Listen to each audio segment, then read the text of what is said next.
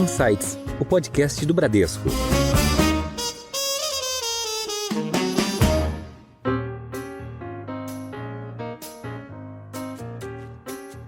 É incrível, se você olha nos últimos 15 anos, tá? Como classe de ativo, cripto foi ou a melhor ou a pior classe de ativo, tá? Mas nos últimos 15 anos ela foi a melhor, 11 ou 12 vezes, eu tenho, assim, eu acho que foram 11 vezes, e a pior 4 vezes. Mas comparado com qualquer outra coisa, foi o que mais se valorizou. Então, você estando em cripto, você não precisa, você tira grande parte da burocracia e tal. Então, tem seus desafios, tem suas vantagens, mas geralmente é você quase que usar dessa roupagem para você entrar no mundo da internet, que o dinheiro de várias formas não chegou lá. Chegou para pessoas incluídas como nós, né? Você tem seu cartão de crédito, eu também tenho o meu. Geralmente eu não tenho grande parte dos problemas, também não tenho necessidade de ficar mandando dinheiro para a vida que eu tenho para pessoas em outros países. Mas a grande verdade é que não foi tão democrático assim quando você pega nos grandes números no mundo. E cripto tem essa característica. Serve para qualquer um, é rápido, é imediato. Olá, tudo bem? Você ouviu agora alguns dos nossos destaques de hoje, mas tem muito mais. Eu sou a Juliana Maeda e este é o Insights, o seu podcast semanal com ideias que provocam um novo jeito de pensar. O ano de 2024 foi um marco para os criptoativos. No acumulado do ano, o Bitcoin em reais subiu mais de 175%. E a capitalização de mercado global das criptomoedas é hoje de aproximadamente 3 trilhões de dólares. E como base de comparação, o PIB do Brasil é de 2,2 trilhões de dólares. Ficou curioso para saber mais informações sobre o universo de produtos listados de criptomoedas? No Insights de hoje, vamos conhecer o trabalho da Hashdex, gestora de criptoativos que lançou o primeiro ETF de criptomoedas do mundo. A nossa conversa é com Marcelo Sampaio, cofundador e CEO da Hashdex. Marcelo, seja bem-vindo ao Insights. Muito prazer estar aqui. Muito obrigado pelo convite. E também está ao meu lado para esse papo o Fernando Gaudi, superintendente de estratégia e inovação da Bradesco Asset. Gaudi, tudo bem? Seja bem-vindo. Obrigado, Ju. Uma satisfação estar aqui, poder conversar com o Marcelo sobre esse assunto. Marcelo, a Hashdex foi fundada aí há quase 7 anos, em 2018, né? E vocês são pioneiros na gestão de fundos passivos ou os ETFs de criptoativos. E hoje vocês têm aproximadamente 7 bilhões de reais sob gestão e 300 mil cotistas, um número bem relevante. Muita coisa mudou nesses últimos 7 anos, que você já me falou que vocês percorreram muita estrada, deram muitas palestras, fizeram muitas conversas. Como é que foi essa jornada? Bom, muita coisa mudou, muita coisa andou. Sendo que eu acho que o principal aconteceu dentro do próprio mundo de criptoativos, assim, principalmente no que tange o desenvolvimento da tecnologia. A tecnologia andou muito, ela melhorou muito ao longo do tempo, né? Muita inovação foi criada. Você teve regulação que melhorou muito ao longo do tempo, assim, em várias jurisdições. Eu acho que o Brasil, sem dúvida, é um expoente, a gente pode falar um pouco disso. A gente teve, acho que a adoção cresceu também muito nesse tempo, né? E a gente teve um entendimento gradual que eu acho que está chegando para muita gente, ainda que seja uma tecnologia super abstrata ainda, né? Quando a gente fala de cripto, parece uma coisa assim, é difícil de tocar, né? Assim, e eu acho que a gente ainda não teve os grandes, que a gente chama em tecnologias dos killer apps, né? Aqueles aplicativos, aquelas aplicações matadoras, né? O Uber, o WhatsApp. Então, assim, disruptivas, né? Aquilo que chega para o grande público, sim, que muda a sua vida, né? Então, hoje eu acho que a gente ainda vive um tempo de que você faz as estradas, né? Então, meio que apareceu um protótipo de carro, mas sabe que você vai ter que ter posto de gasolina, você vai ter que ter estrada para o carro poder ter algum uso para a sociedade. Então, a gente ainda vive um pouco esse momento de montar a infraestrutura, mas gradualmente você está caminhando para chegar nelas. E podemos falar que o Bitcoin, talvez, ainda abstrato, mas eu acho que seja um primeiro caso de uso que as pessoas começam a entender mais, porque já entendiam, que é a ideia de reserva de valor, a ideia de guardar valor ao longo do tempo. Mas a gente pode falar disso, por que o Bitcoin está virando isso, por que tem mérito, por que ele, mesmo sendo uma tecnologia emergente, ele pode... Fala pra mim como é que veio o nome Hashdex, que eu já sei, porque você já me adiantou, mas acho que é legal pra gente dividir. Engraçado essa pergunta, porque pouca gente sabe disso. O hash é um termo computacional, né, que basicamente ele mede a quantidade de computação, né, e é muito usado, foi muito adotado pelo mundo cripto, né, quando você fala de mineração de Bitcoin, por exemplo, você fala em hash, né, são exahash, terahash, né, então virou meio que quase que uma gíria dentro desse mundo, né, e DEX vem de índice, né? Até tem uma confusão, porque DEX é um acrônimo hoje que é usado no mundo cripto para bolsas, né, descentralizadas, mas não vem disso, vem de índice. Então era o Hash Index, né? E aí quando você fala rápido, era o Hash Index, Hashdex. Daí que vem o nome. Muito bom. E assim, pensando em mercado, a gente viu ano passado, foi um ano talvez de bastante consolidação, né? Bitcoin batendo máxima histórica, $108 mil lá em dezembro. Olhando para o mercado de ETFs aqui no Brasil, a gente está falando hoje de ETFs cripto aí em torno de 8 bi, aí depende muito da cotação de mercado. Pensando até no número de investidores, né? O próprio Hash 11 é o segundo ETF com maior número de investidores aqui na Bolsa Brasileira, né? Só atrás do ETF que busca replicar o índice da Bolsa Americana. Então, você acha que já dá para dizer que esse mercado se consolidou ou que ainda a gente tem espaço para crescimento? A gente acha que nem começou ainda. Sem dúvida, são números muito legais, assim, principalmente quando a gente coloca no relativo do mercado brasileiro, né? Mas o mercado brasileiro ainda é pequeno, né? Frente ao que ele deve ser, para onde ele caminha, né? Então, hoje a gente está falando de uma bolsa brasileira que com 5 milhões, um pouco mais de 5 milhões de investidores, num Brasil de 220 milhões, né? É muito pouco, né? Quando você vai para os Estados Unidos, esse número que ainda cresce, assim, a gente está falando de mais de 50% do país, né? Já investindo em... Exatamente, investindo na Bolsa, né? Então, quando a gente vem na Bolsa e a gente fala assim, olha, cripto tem esses números, no relativo é grande, mas do ponto de vista de investimento ainda é pequeno, vai crescer muito. Tanto o investidor brasileiro, né, quanto cripto dentro dessa fatia. Teve uma pesquisa recente, né, que a gente participou, que mostra que hoje teve mais gente investindo em cripto do que na Bolsa. E 2,5 vezes mais. Assim, 2,5 vezes o número, né, de um para o outro. Assim. Mas quando a gente coloca isso dentro do mercado regulado, que é onde a gente trabalha, a gente só trabalha no mercado regulado, né? A gente só trabalha fundos que são distribuídos por bancos, como Bradesco, como a Ágora, a gente só trabalha com ETFs que estão na Bolsa de Valores, quer dizer, então assim, esse número a gente ainda acha que vai crescer à beça.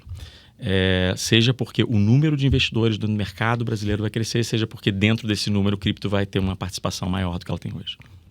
Se a gente puder dar um passo atrás, até para nivelar o nosso conhecimento e de quem está ouvindo a gente, conta pra gente como surgem as criptomoedas, explica pra gente um pouco da sigla BTC, que todo mundo ouve falar, só pra gente também colocar aqui todo mundo no mesmo contexto.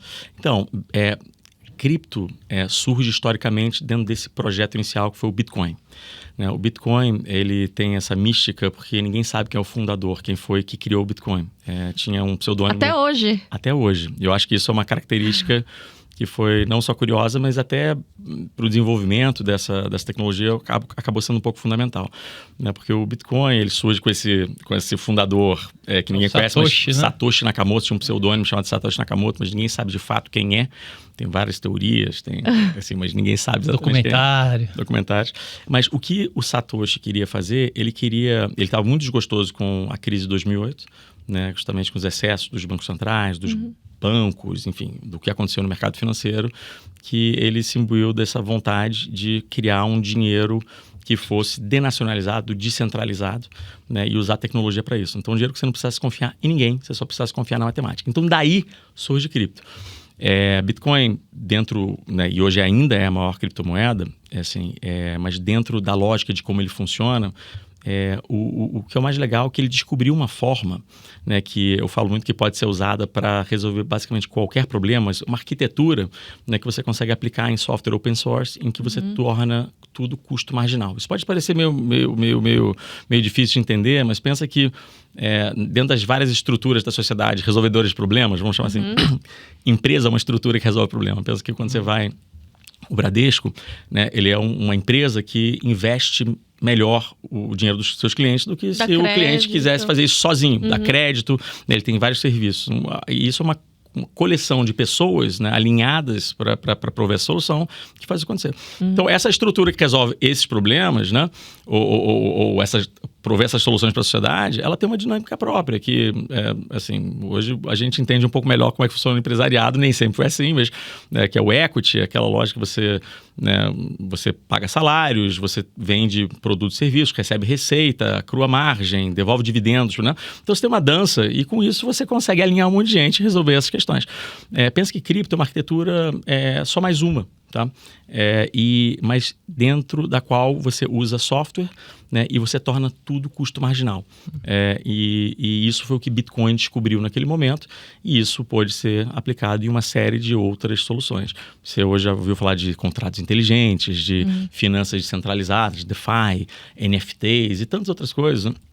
E que usa essa arquitetura. Então, o que a gente fala é que dentro da história de cripto começa com esse desejo de resolver, criar um dinheiro novo, né? Que Bitcoin até nem foi necessariamente para esse caminho ainda, ele foi até mais para o lado de virar o ouro digital, mais do que o dinheiro digital, ele foi para o lado da reserva de valor. Mas que com essa descoberta você descobriu um processo, uma arquitetura que você conseguia fazer muitas outras soluções que nada tem a ver com reserva de valor. Ethereum não se parece com Bitcoin, por exemplo, diferente do que muita gente pensa. Resolve um problema completamente diferente. É mais ou menos que nem Bradesco não se parece com a Apple, né? Resolve um problema diferente, né? Então é uma coisa que está muito no começo, né? A gente ainda viu muito pouco disso, mas quando você consegue entender como funciona e você usa um pouquinho de imaginação, você vê que deve acontecer muita coisa, tem muita atividade nesse espaço, e eu acho que muito valor, muita produtividade você colocar no sistema usando essa arquitetura, essa tecnologia.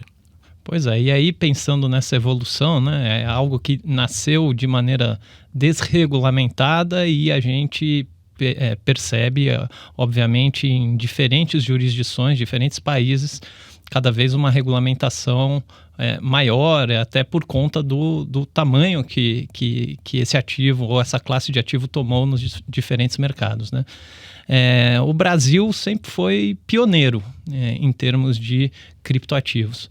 Fala para a gente um pouquinho de como é que tem evoluído a regulamentação aqui no mercado brasileiro, qual que é o estágio atual e em relação a outros países, se a gente está na frente, como é que é a sua visão sobre esse assunto? O Brasil está ainda bastante na frente, e isso muito por advento, eu acho que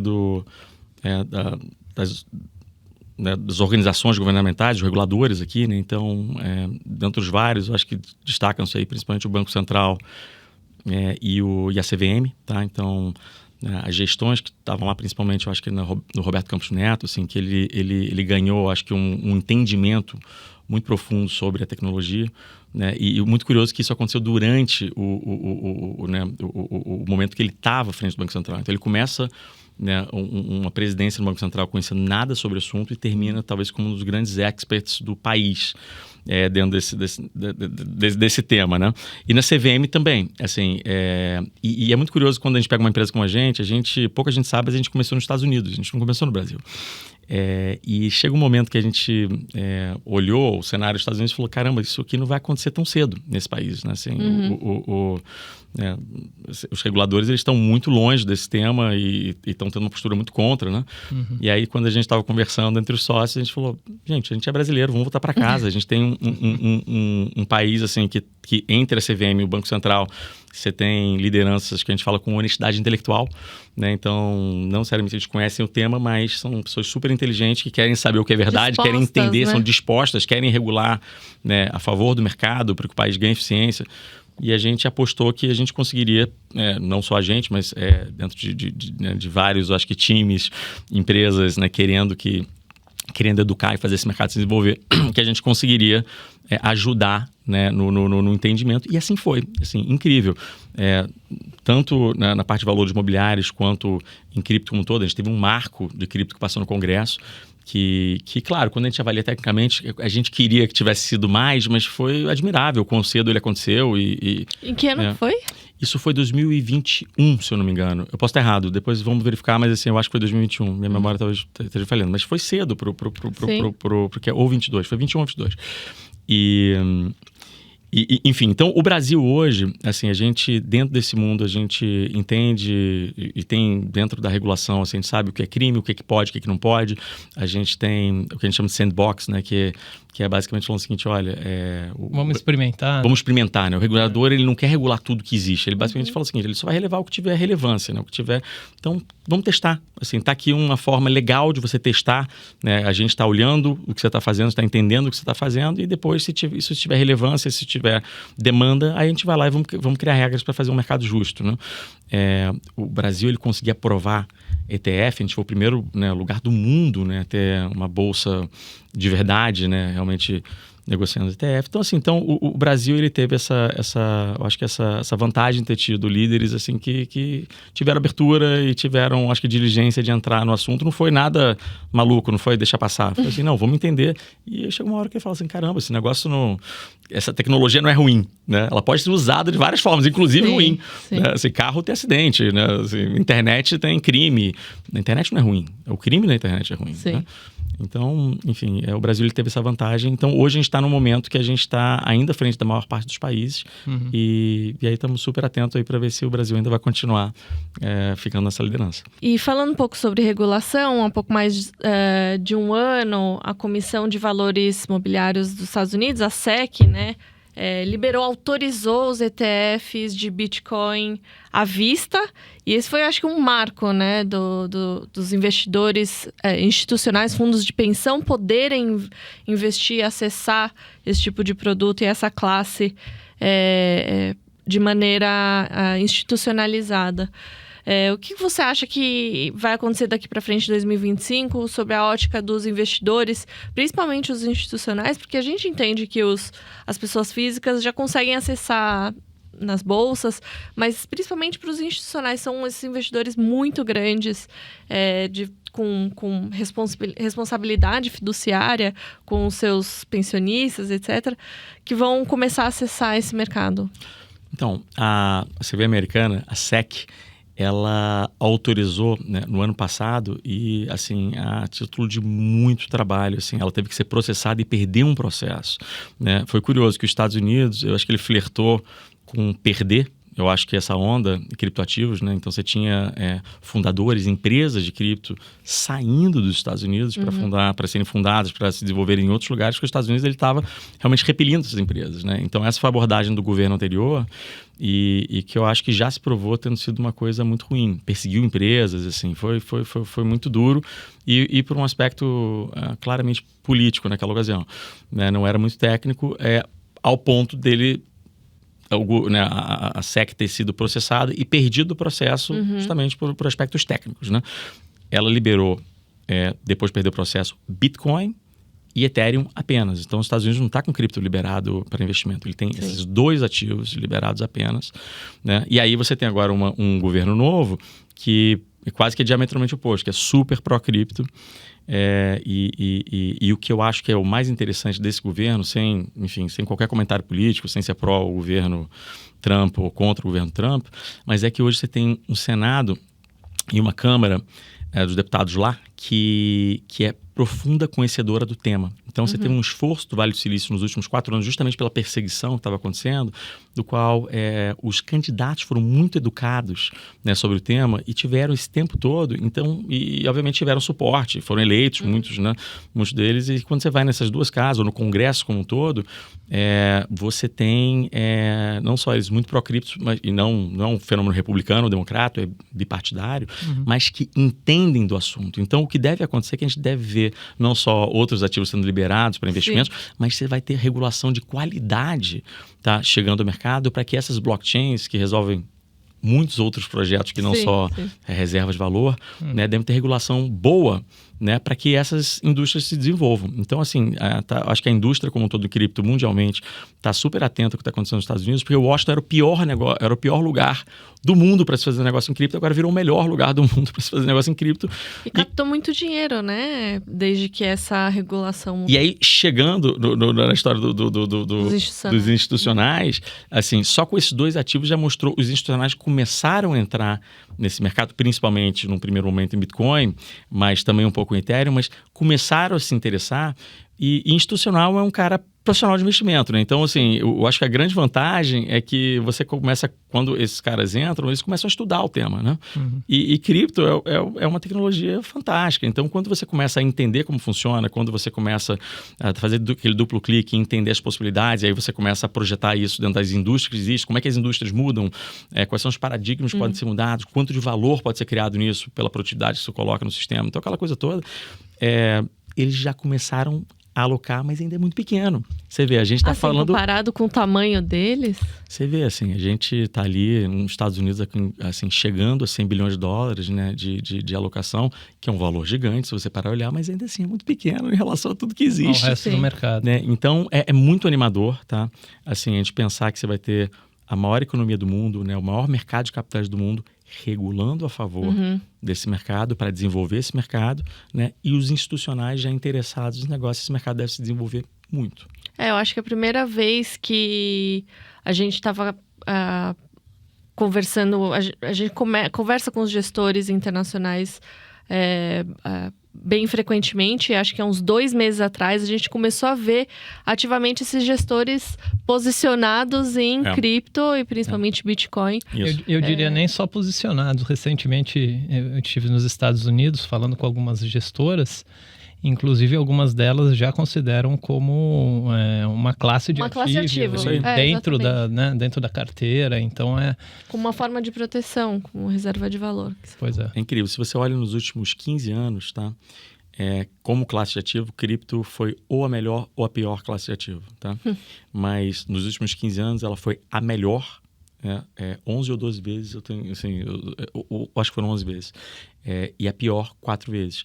Mas, comparado com qualquer outra coisa, foi o que mais se valorizou. E o mais legal, assim, que cripto tem uma característica que a maioria das pessoas que não conhece muito do assunto, e possivelmente nem investiram ainda, que a maior parte delas, assim, ou ela acha que ela já perdeu o bonde de cripto, ou quando o cripto está caindo, né, e é muito volátil, né? Não vai parar de cair. Então, graças a Deus não tem entrado, né? E eu falo que são 2 lugares terríveis de citar, porque não é nenhum nem o outro, né? Assim, cripto ainda está muito no começo, assim, né? Você viu o cripto muito barato, parece, hoje está muito caro, né? Bitcoin, tem gente que falou, poxa, eu vi abaixo de $1.000, abaixo de $100, né? Hoje chegou a bater 100, tá 80, mas e aí? Isso tudo é muito barato em relação ao que realmente se tiver uma adoção massiva, né, dos investidores institucionais, de cripto, né, das pessoas físicas, e aí cripto entrando na vida das pessoas, né, é uma reserva de valor diferente, é programável, você consegue criar muita funcionalidade em cima disso. Isso tudo é muito barato. Assim, mas por outro lado, vai oscilar. Assim, ele vai subir muito, ele vai cair muito, mas só quando você tira aquele zoom out, é um caminho de apreciação. Ainda que, né, que a gente chama bumpy road em inglês, né? Assim, é um caminho tortuoso, vamos chamar assim. Cheio de lombadas. Porque ninguém sabe quanto vale. Né? Eu acho que volatilidade não é uma coisa ruim. Eu acho que é a maior prova de que vale alguma coisa. A gente só não sabe quanto vale. Mas, por outro lado, quando a gente dá o zoom out, a gente vê que é um caminho de apreciação, porque se realmente ele entregar essas promessas, ele pode valer muito mais do que ele está valendo hoje. Agora, a gente teve nessa linha de institucionalização dos criptoativos, a gente teve o governo Trump falando e aprovando uma reserva estratégica em Bitcoin. Eu acho que é legal até comentar o que seria isso aqui para quem está nos ouvindo, nos assistindo. E o governo brasileiro também recentemente falou que está pensando sobre o assunto. O que seria uma reserva estratégica em Bitcoin? Para que ela serve? E qual o potencial que isso tem para ajudar ainda mais nessa consolidação dos criptoativos de uma maneira geral? Então, a gente fala que reserva de valor é uma máquina do tempo, né? Então, assim, basicamente você conseguir concentrar valor em alguma coisa, o que quer que seja, para você navegar o tempo e esse valor está preservado, né? Tipo ouro. tipo ouro. Mas só que exatamente, o ouro eu acho que é a mais óbvia delas, porque é mais direto, porque a gente pensa nela primeiro. Mas, assim, reserva de valor, a gente usa várias coisas como reserva de valor. Eu acho que uma outra muito óbvia é imobiliário, né? Sim. Muita gente guarda valor em apartamento. Muitas vezes é o apartamento que mora. Né? Muita gente guarda, aí é um pouco mais sofisticado, mas em arte. Né? Tem gente que guarda valor em dólar. Né? Tem gente que guarda valor em joia. Né? Tem gente que guarda, assim, então tem várias formas de guardar valor, né? Reserva de valor eu falo que é matéria de faculdade, assim, quem fez economia tem lá, não sei se é no Gitman, mas eu acho que é o livro clássico que todo estudante de economia no Brasil usa. E aí um dos capítulos é reserva de valor, e aí são 7 coisas, isso é algo muito mapeado. E aí quando você vai e aí passa por divisibilidade, escassez, transferibilidade, né? É super técnico isso. E quando você olha cada uma dessas coisas, assim, cripto quanto forma, Bitcoin como o melhor candidato dentro das criptos para resolver reserva de valor digital, não é que Bitcoin é melhor do que as outras, ela é absurdamente melhor, absolutamente melhor. E note, isso não é uma opinião, isso é uma questão puramente técnica. Dou um exemplo para fazer meu ponto. Assim, pensa assim, transferibilidade é uma das características. Assim, poxa, é mais fácil mandar um carregamento de ouro do Fort Knox para a Europa ou você mandar um código pela internet? não é mais ou menos a mesma coisa, é completamente divisibilidade, né? Você tem que poder dividir esse negócio. 1 grama, meia grama, 1 milionésimo de grama. Pô, estamos indo partículas já, assim. Ou a gente pega um código, uma estrutura computacional que é infinitamente divisível. Então, assim, não é um pouco, não é parecido. Assim, é absolutamente melhor. O que o ouro tem, ou essas outras têm, talvez de vantagem em relação a Bitcoin, é que, poxa, estão aí há 7 mil anos o ouro. Já foi, né, foi o tesouro do Império Romano, enfim, dos Estados Unidos, aquela coisa toda. Então, eu só estou caracterizando isso para a gente falar das reservas dos países, porque o ponto é o seguinte, Bitcoin, ainda que uma tecnologia, uma reserva de valor emergente, tá? Assim, tecnicamente ela é superior, né? E quanto mais a gente vem vendo nesses últimos anos a adoção, assim, os governos já sacaram, e aí por alguns exemplos, né? A gente tem o Butão hoje, que virou um grande acumulador de Bitcoin, é o Salvador, mas você tem a China, né? Agora os Estados Unidos falou que vai fazer, talvez o Brasil, né? Assim, quem está tendo que tomar essa decisão, já entendeu que falou assim, não, esse negócio não parece, não está indo embora, assim, mas como ele tem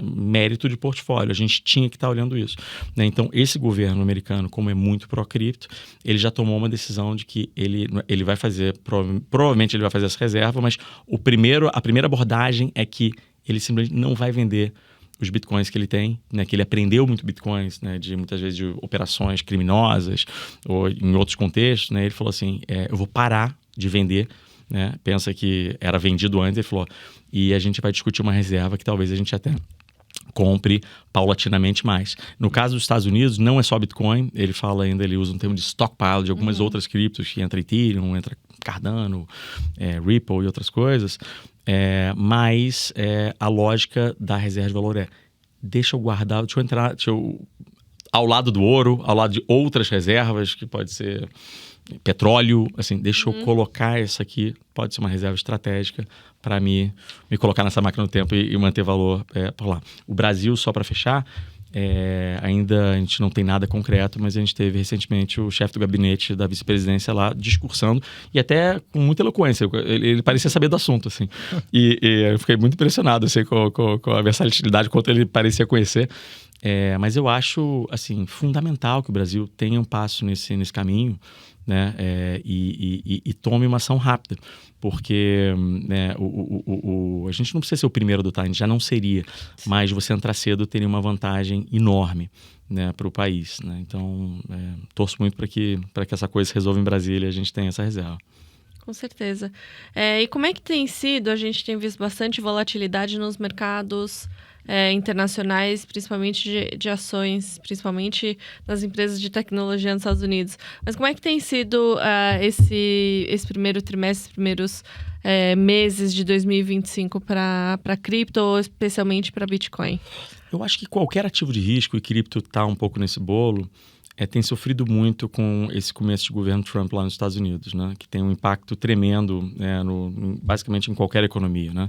Então está se falando de tarifas, está se falando tem riscos geopolíticos tremendos, né? Assim, de guerra de Ucrânia dentro do que vai saber o que pode acontecer, né? Essas incertezas, né? E o que está acontecendo com o que a gente chama de ativos de risco como um todo, cripto no meio disso, é que eu acho que todo dia está tendo notícia demais sobre esse negócio, e aí o mundo fica, né, tem muita liquidez no mercado, mas hora ele fica muito conservador, ele fala assim, não, então acho que vai resolver, então aloca um pouco. Então meio que tudo correlacionou, né, nesse curto prazo, né, porque geralmente o que acontece é que ativo de risco, ele dá uma sofrida inicial meio que junta, mas quando a coisa dá uma acalmada, cada um meio que segue o seu caminho, né? O que a reserva de valor, assim, aprecia. Eu acho que quem tá mais dentro do seu mandato é o próprio ouro, né? Que o geopolítico, eu acho que está ajudando, voltou a narrativa do ouro, né? Então o ouro passou dos $3.000 e está caminhando para mais, né?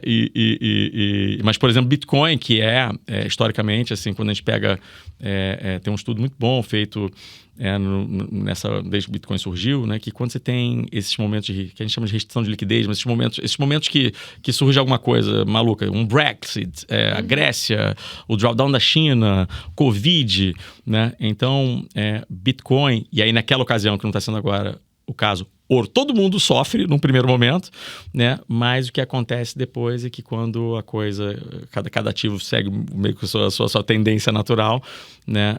Bitcoin outperforma o ouro de muito, né? Assim, ordens de magnitude mais. Esse aqui a gente vai ter que ver se isso vai acontecer de novo, mas tá demorando um pouco, porque eu acho que ninguém tá tendo sossego. Assim, todo dia tem notícias e notícias. Não, agora a tarifa no Canadá, não, agora vai ter paz na Ucrânia, não vai ter paz na Ucrânia, mas o Putin quer isso, quer aquilo. Então, assim, se você pegar esses últimos 3 meses, assim, todo mundo sofreu um pouco e cripto também. Cripto está perdendo um pouco, assim, não foi nada radical, a gente veio, né, para a volatilidade de cripto, né? Então a gente veio de uma máxima em dezembro de 108 mil, Bitcoin chegou a bater, isso para o Bitcoin, né? Chegou a bater 70 e alguma coisa, né? Agora está ali na casa dos 80, convergindo para 90, mas assim, não está com uma tendência clara, tá? Enfim, vamos ter que viver para ver.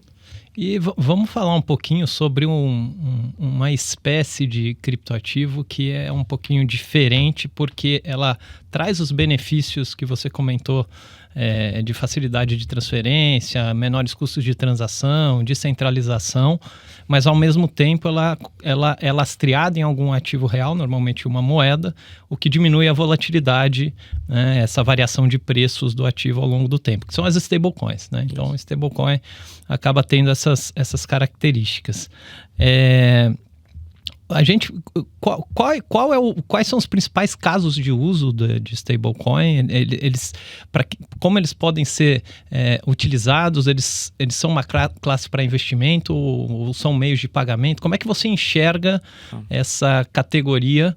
E eles têm sido extremamente utilizados em termos de fluxo. Então, é algo que está ficando cada vez mais popular. Então, só para explicar rapidamente o que é uma stablecoin, caso quem estiver ouvindo esse podcast não saiba, stablecoin é basicamente você criar um criptodólar, né? Então, você usar cripto quanto forma e atrás desse cripto, pode ser dólar, pode ser qualquer outra coisa, pode ser um cripto-ouro, podia ser... Real. Enfim, cripto real, né? Está se discutindo, aliás. Exato. Então, assim, mas eu acho que a mais conhecida dela, sem dúvida, é o criptodólar. A maior do mundo se chama Tether, o SDT, né? Você tem a segunda, que é bem menor que essa, mas é o SDC, que é Circle, né? Mas então, assim, basicamente você ter cripto, um SDT, ter $1 por trás, né? E aí, a vantagem, o motivo que esse negócio existe é que você consegue usar a forma de cripto e as vantagens que você tem de usar cripto para você ganhar exposição a dólar. Quais são as vantagens? Então, eu pergunto muito, falo assim, olha, quanto tempo leva para você mandar uma mensagem por WhatsApp para Tóquio, para alguém que está em Tóquio? É imediato, né? E $1. E $1. Demora a beça, né? Você tem que pagar o Swift, tem custos tremendos, sabe Deus quanto tempo demora. Então, assim, cripto você manda que nem uma mensagem do WhatsApp, né? Então, esse dólar chega muito rápido. Para o que está sendo mais usado, assim, você tem vários casos de uso, assim. Eu diria que muito remessas, que a gente chama, né, em inglês, remittances, que a gente chama, né? Que você tem muitas pessoas que moram em outros países, tem que mandar dinheiro para casa, para a família, né? Muitas vezes pessoas mais humildes e tal, e que o custo de transação é tremendo, né? Você vai usar talvez uma Western Union, né? Todos aqueles, ou até uma transferência bancária normal, né? E você consegue mandar gratuitamente, basicamente, imediatamente, né? De um lugar para o outro, essa moeda, e muita gente em vários países usa essa como sendo uma forma imediata, basicamente sem custo para você fazer isso. Então, Remittances é uma delas. Outra é basicamente você fazer pagamentos de outros países, né? Então, muitas vezes não aceita seu cartão de crédito, não, seu cartão de crédito é local, não é. Então, aí você tem antifraude e tal, o cara vai lá e paga com stablecoin, é outra delas. Uma de você sair do risco cripto, né? Então, pensa que você pode estar investindo em Bitcoin, em Ethereum, e você quer ficar em dólar, né? Você tem muitas bolsas pelo mundo, mas só que dinheiro é regulado, né? Então, se você quiser lidar com dólar de fato, você tem que ter uma licença especial, quando que cripto, para muitos países, ainda é arregulado. Não é que é ilegal, mas também não tem uma regulação específica. Então, você estando em cripto, você não precisa, você tira grande parte da burocracia e tal. Então, tem seus desafios, tem suas vantagens, mas geralmente é você quase que usar dessa roupagem para você entrar no mundo da internet, que o dinheiro de várias formas não chegou lá. Chegou para pessoas incluídas como nós, né? Você tem seu cartão de crédito, eu também tenho o meu. Geralmente eu não tenho grande parte dos problemas, também não tenho a necessidade de ficar mandando dinheiro para a vida que eu tenho para pessoas em outros países, mas a grande verdade é que não foi tão democrático assim quando você pega nos grandes números no mundo, e cripto tem essa característica. Serve para qualquer um, é rápido, é imediato, o custo é negligenciável e daí vai. Gostei dessa analogia, né? Então, é como se fosse você mandar dólar pelo método tradicional, o Swift, é como se fosse mandar uma carta pelo correio. E quando você faz um pagamento com stablecoins, é como se mandasse uma mensagem por WhatsApp. É exatamente isso. Estamos em 2025 e ainda é assim que a gente transiciona dinheiro. A gente pode falar de várias coisas. Assim, hoje eu ainda entro num país com um livrinho. Passaporte. Eu viajo a beça, assim, né? A gente tem empresas em outros países e tal. Outro dia acabou as páginas do meu livrinho, do meu passaporte. Assim, eu tive que parar e tirar outro. 2025, gente, pelo amor de Deus. Assim, então, cripto é o tipo de coisa que cripto resolve, né? Então, acho que ele traz esse mundo quase que analógico para o mundo digital com toda segurança. E globalizando, assim, ou tirando as fronteiras nesse sentido. Marcelo, a gente já falou bastante que os investidores institucionais, fundos de pensão, os fundos soberanos, os endowments dos Estados Unidos começaram já a investir em Bitcoin. Os gestores de fundos internacionais começaram também a investir em Bitcoin, em cripto, como uma reserva de valor, como você ressaltou bem aqui, e até como uma forma de proteção contra uma inflação persistentemente alta. O que você acha que daqui para frente, ou como os investidores, tanto as pessoas físicas quanto os institucionais, podem começar, de que forma eles podem começar a adotar e incorporar essa classe de ativo nos portfólios? Então, você tem hoje vários sabores, várias formas, né? A gente, obviamente, a Hashdex, né? A gente trabalha com isso e é a forma que a gente mais gosta usando o mercado regulado, né? Então, hoje a gente conseguiu criar produtos de grande qualidade, né? E aí o nosso tagline, né? Assim, que é simples, seguro e regulado, né? Assim, que basicamente são disponíveis a qualquer investidor, né? Que tem uma conta, né? Bancária, uma conta de corretora, né? Ou esteja em alguma plataforma, né? Acho que a Ágora é um exemplo, mas a gente hoje está disponível no mercado como um todo. Então, assim... transparente, né? Absolutamente transparente, né? Auditado, né? Pelos grandes auditores, pelos Big Four, que a gente chama. Então, assim, hoje... Mas esse é um sabor. Você pode fazer isso através de exchange. Aí você tem riscos né? Assim, inerentes a cada coisa, mas eu acho que tem muito objetivo. Eu acho hoje que... E cripto é uma coisa curiosa, né? Porque a gente fala muito de reserva de valor, que eu acho que a grande temática do Bitcoin, né? E aí você tem uma série de outras tecnologias, outras blockchains dentro do cripto que nada tem a ver com isso, né? Não concorrem com isso e que tem suas incertezas pontuais dentro de cada uma delas e tal. Então, eu acho que cripto você tem hoje, acho que quando você pega a classe de ativo como um todo, esse combo, né? Que você tem desde dessa coisa de proteger valor, que é um assunto super importante hoje, né?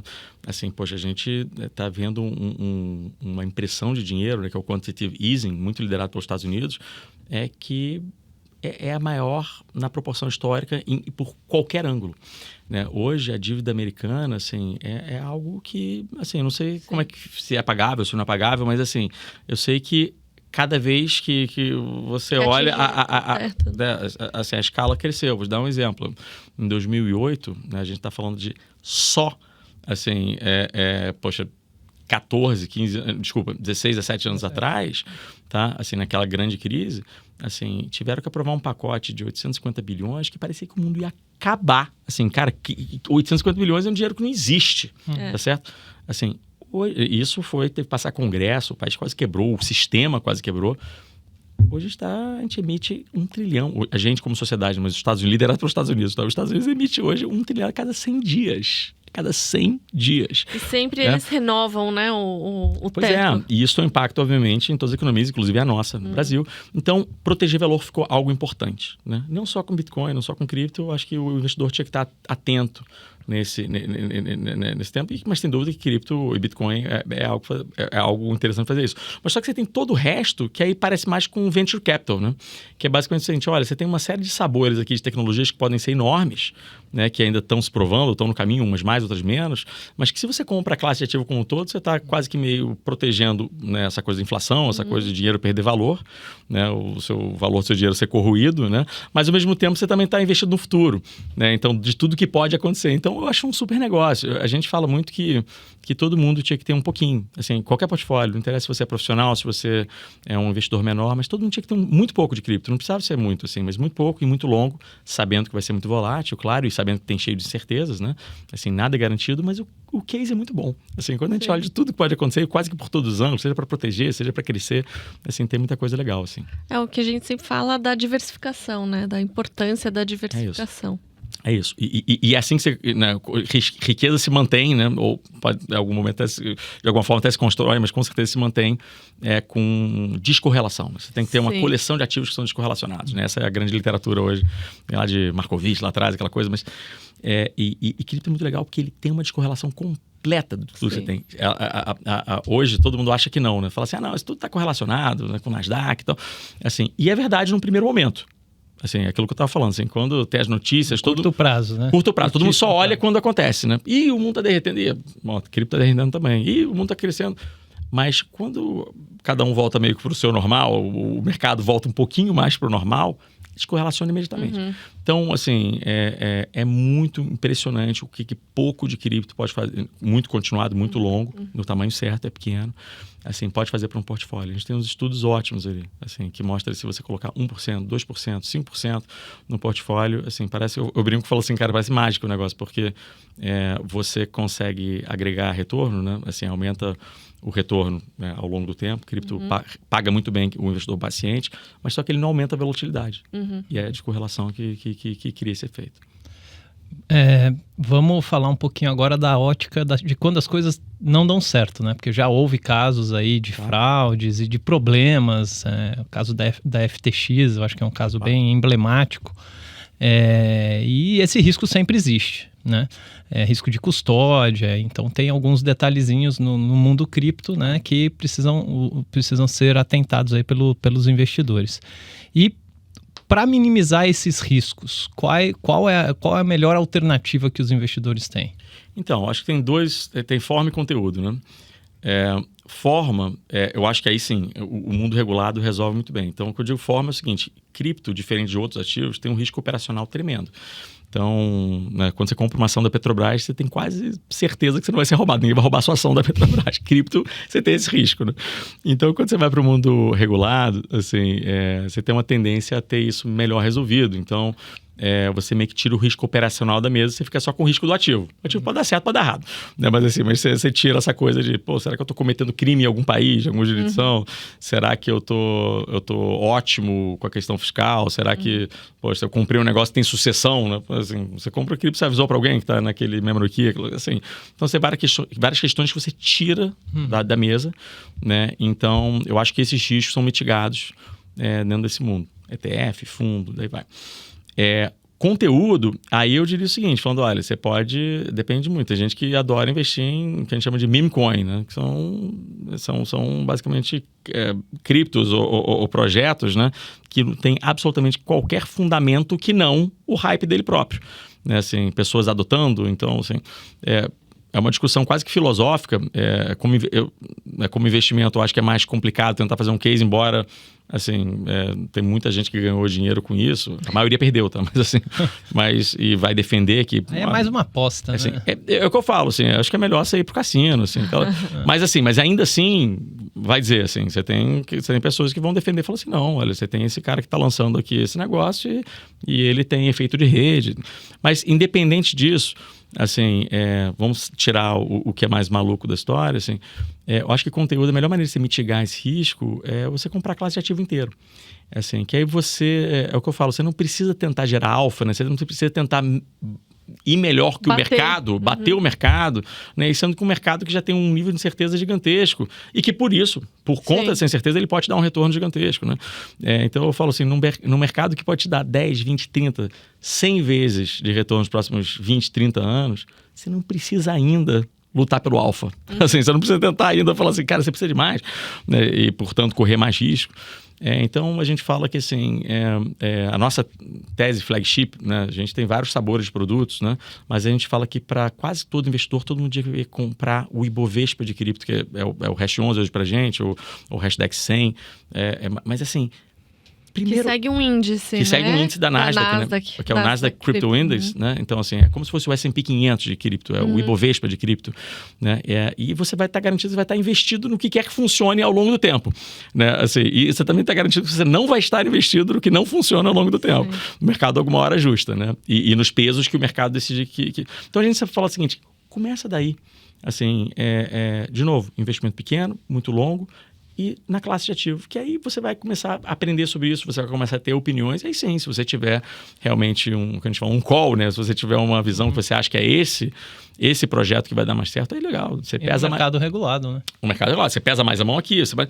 Assim, mas eu tem uma frase em inglês que eu gosto muito que fala assim, hope is not a strategy, né? Você ter esperança não é uma estratégia de investimento, assim. Então, não tem, assim, compra o mercado como um todo. Assim, eu acho que é uma ótima maneira de você começar, assim, é pouco investimento, muito longo, e dali, né, à medida que você for se educando, você vai vendo outros sabores. Vocês têm esse papel de educar, né?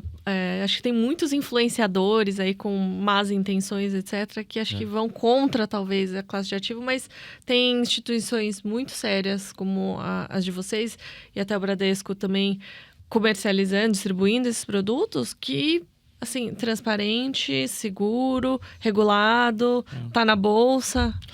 O mercado tem todo tipo de gente, assim, é um mundo aberto. É um mundo aberto. É a internet de novo. Até eu acho que uma boa maneira de contar sobre cripto é que é uma internet nova.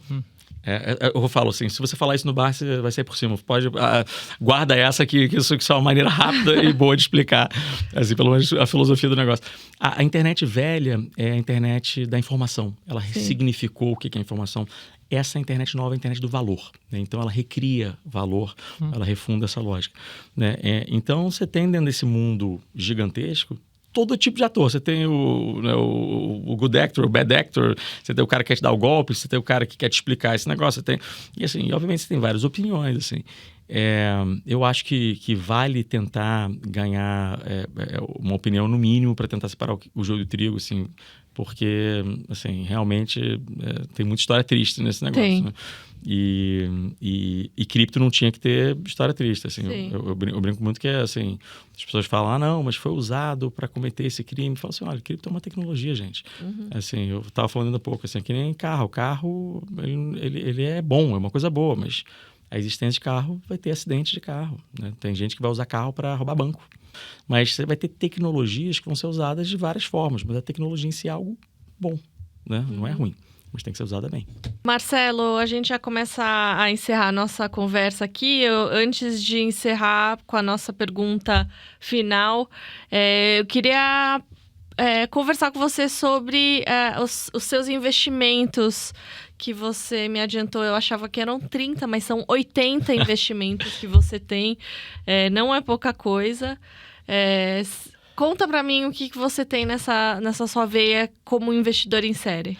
Não, isso parece mais radical do que é na verdade, assim, mas esses 80 investimentos, assim, é que eu faço um negócio que a gente chama que é early stage, né, que é investir, né, no comecinho das empresas, né, então geralmente eu sou o primeiro cheque, ou participando dos primeiros cheques, né, e isso começa lá atrás, eu faço isso já então esse número é grande porque eu faço isso há muito tempo, né, eu faço isso há quase 13 anos, né?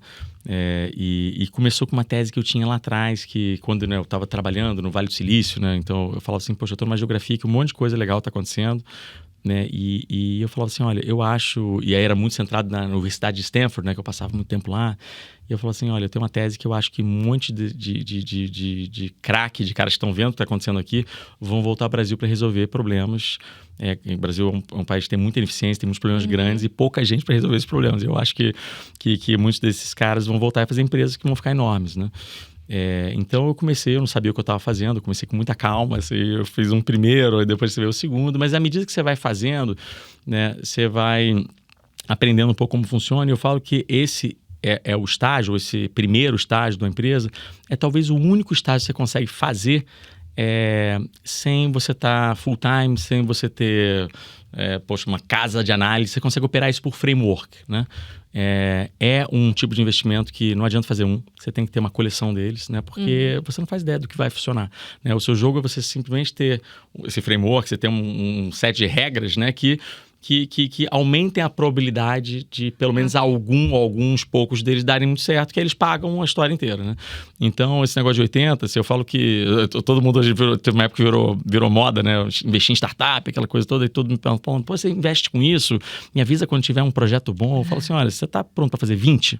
Porque assim, senão vai para Vegas, é mais jogo, entendeu? É mais fácil. Assim, eu não faço a menor ideia do que vai dar certo, né?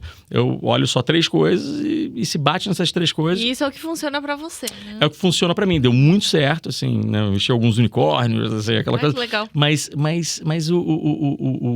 e eu falo que isso para mim foi fundamental porque eu aprendi com esses investimentos quase tanto quanto empreendendo, né? Sim. Então foi uma jornada incrível, assim. Mas pensa que esse número de 80, né, que parece super grande, tem um acúmulo de muito tempo, né? É um investimento passivo, né? Não é um investimento quase tipo private equity, eu tenho que estar em boards, eu tenho que agora estar entendendo, o cara tem que estar entendendo tudo do business do cara. Sim. Não é isso.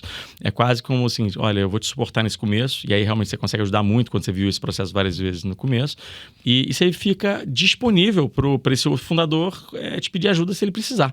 Né? Se não, assim, eu não sou o cara que vou ficar cobrando ele de me passa o relatório, assim, não é o espírito da coisa, assim, pelo contrário, assim, eu acho que esse cara ia estar gastando muito mal o tempo dele tendo que me reportar nesse estágio do negócio. Ele só tem que fazer uma coisa apenas, que ele fazer alguma coisa que um monte de gente deseje e queira comprar, ou queira, assim, ele resolveu o problema de gente suficiente que queira tornar aquilo um business. Então isso foi algo que deu super certo, mas que foi ao longo do tempo, foi crescendo, assim, eu não comecei com 80, eu hoje tenho 80, e cada ano que passa eu acho que eu invisto mais um pouquinho.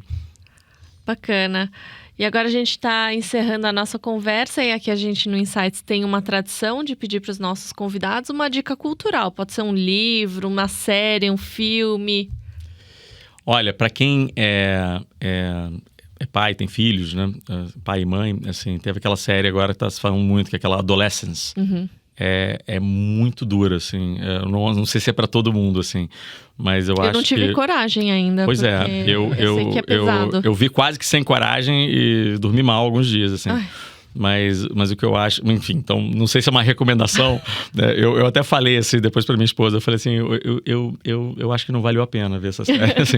Mas o motivo que eu tô trazendo ela aqui é que eu acho que é um debate fundamental que todo mundo tem que ter, que hoje a gente tem um problemão, assim, e principalmente, que afeta a gente, adulto, mas principalmente os jovens, que é essa exposição, essa overexposição ao mundo de rede social, assim, que eu acho que tem muito dessas praças abertas, escuras, que você não sabe o que tem lá, e independente do que pode acontecer, mas de crimes, de coisas ruins, mas eu acho que o efeito que dá de adição, de autoestima nas pessoas, nos jovens, assim... Nas crianças, né? Nas crianças, né? Assim, é algo extremamente perigoso que...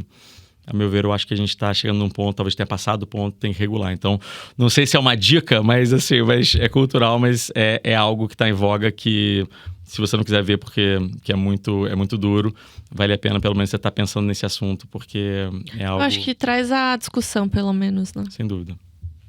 E você, Gaudi? Eu vou ficar no tema. Eu acho que tem um cara que está nesse mercado...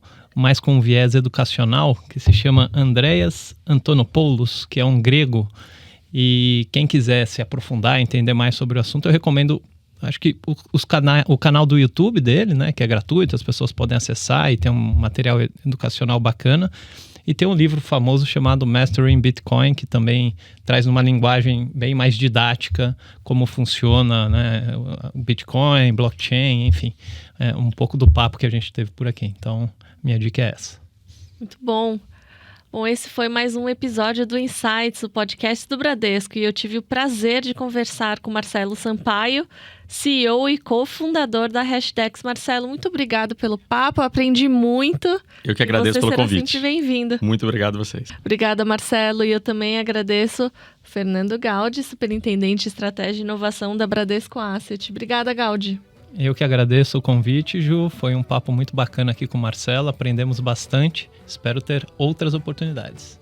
Muito bom. O Insights está nas principais plataformas de áudio e no Instagram, no perfil podcast.insights. Obrigada. Tchau.